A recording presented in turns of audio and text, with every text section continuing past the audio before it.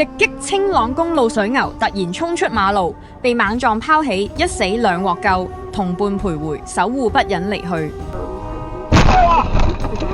尋日朝早返工返學嘅新界友，相信都俾青朗公路場大塞車搞到頭都大埋。但比起遲到扣錢，更令人心酸嘅係喺公路中心發生嘅呢場悲劇。事發喺尋日18號，大約朝早7點，正值返工繁忙時間。當時青朗公路往九龍方向，接近錦上路站對開，突然出現咗3位不速之客。根據涉事車 cam 片段睇到，一架私家車喺青朗公路嘅快線行駛，水牛突然由路邊衝出嚟，司機根本避無可避，私家車個車頭凹晒，零件散到成地都係。被撞嗰隻成年水牛左邊身、前腳同牛角都受咗重傷。但最令路經司機同網民心碎嘅係車禍之後嘅畫面。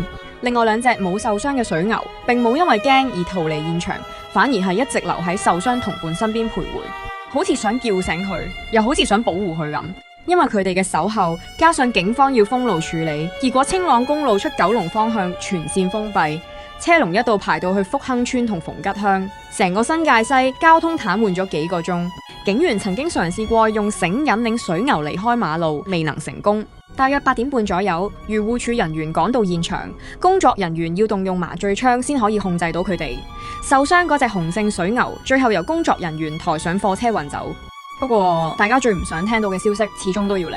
有牛隻保育團體引述漁護署回覆，話經獸醫檢查之後，發現嗰隻水牛背部同左前肢嚴重骨折，傷勢太嚴重。署方話，基於動物福利考慮，已經幫佢進行咗人道處理。至於另外2隻暫時保住命仔嘅同伴，署方就話會觀察一段時間，遲啲會野放返去合適嘅棲息地。其實今次意外唔係個別事件，隨住呢區不斷發展、起樓、修路，水牛嘅棲息地越嚟越細。今次佢哋係點樣穿過公路圍欄衝入去？係咪防護欄不足？定係佢哋已經無路可走？呢啲問題都值得大家反思。警方亦都提醒司機喺鄉郊路段揸車要特別留神。雖然對我哋嚟講只係一場交通意外、一場塞車，但對野生動物嚟講，代價可能就係成條命。